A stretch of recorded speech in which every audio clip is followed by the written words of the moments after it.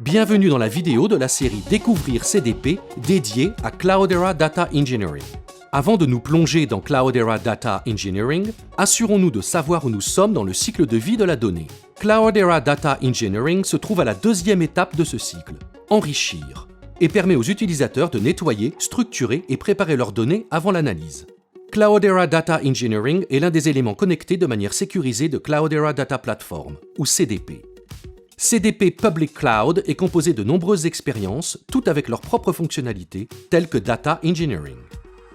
Maintenant que nous nous repérons dans le cycle de vie de la donnée et l'écosystème CDP, découvrons comment Data Engineering vous aide à enrichir vos données. Nous allons vous montrer comment se fait le Data Engineering avec Data Hub dans CDP Cloud Public avec Spark, plus précisément de PySpark. J'ai déjà déposé un jeu de données dans S3 et donne accès au bucket à mon utilisateur. Pour ce faire, je me suis assuré que le groupe de mon utilisateur était associé à un rôle ayant accès au bucket à l'aide d'ID Broker. Vous devrez tout d'abord créer un cluster de Data Engineering. Pour cela, cliquez sur « Créer Data Hub » en haut à droite. Sélectionnez ensuite un modèle de Data Engineering. Dans mon cas, c'est pour AWS. Mais il y aura un modèle similaire pour Azure. Si c'est votre fournisseur de cloud public, vous pouvez voir tous les services qui seront créés. Aujourd'hui, j'utiliserai Spark Livy et Zeppelin. J'expliquerai plus tard comment ils interagissent. Au cas où vous ne le connaîtriez pas, je vais vous montrer l'onglet Matériel avant de poursuivre. Ici, vous pouvez configurer le cluster et l'optimiser en fonction de vos traitements. Accédons maintenant au cluster de Data Engineering. Comme vous l'aurez peut-être remarqué, j'en ai déjà créé un. Comme dans une émission de cuisine, j'ai pré-cuit le cluster. Accédons à Zeppelin et ouvrons mon notebook S3 de démonstration.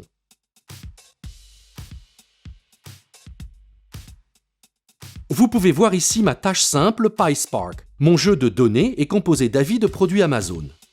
Imaginons que je veuille préparer ces données pour voir s'il y a un lien entre le nombre de mots dans l'avis et son indice d'utilité. Je commence par charger les données avec les colonnes qui m'intéressent. Puis j'indique un nombre de mots par ligne en m'assurant d'ajouter l'indice d'utilité avant d'enregistrer sur S3. CDP effectue toute l'authentification en arrière-plan. Je n'ai donc pas à m'embêter avec ça ici. Je promets de vous expliquer rapidement comment Zeppelin, Livy et Spark interagissent ensemble. Apache Livy permet aux tâches Spark d'être envoyées depuis une machine où le client Spark n'est pas installé. La commande Spark est envoyée à Livy via l'API REST. Ensuite, Livy transmet la commande à Spark qui s'occupe du reste. C'est une explication simplifiée à l'extrême, mais j'espère que vous comprenez maintenant la place de Livy. Revenons à Spark. Imaginons que je veuille exécuter une tâche Spark avec des données Hive.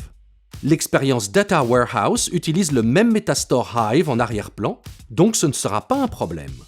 Il faut juste savoir que nous ne pouvons accéder aux données que depuis le catalogue de base de données par défaut. Avant de revenir à Spark, observons les données dans l'expérience Data Warehouse. Accédons maintenant à ces mêmes données avec Spark.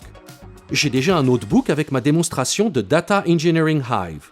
Vous remarquerez que je n'ai rien à configurer pour lire avec Hive car ces configurations sont déjà dans ce cluster. Inutile donc de copier Hive site.xml pour chaque nœud, ce qui me fait gagner du temps. Dans cet exemple, j'observerai combien d'enchères sont placées chaque heure pour voir l'évolution du trafic web pendant la journée. À l'aide du contexte SQL de Spark, je peux écrire ma requête SQL pour extraire des données. Ensuite, je fais du fenêtrage qui comptera le nombre d'enchères par heure. En regardant les résultats, nous voyons que le trafic web est assez régulier au fil des heures. C'est parce que ces données sont factices, mais cela illustre notre propos. J'imagine que vos projets de Data Engineering seront bien plus utiles, mais j'espère vous avoir donné une bonne idée de comment Cloudera Data Engineering peut enrichir vos données. La prochaine vidéo aborde la troisième phase du cycle de vie de la donnée. Vous y verrez comment Cloudera Data Warehouse vous permet de créer des rapports pertinents sur vos données.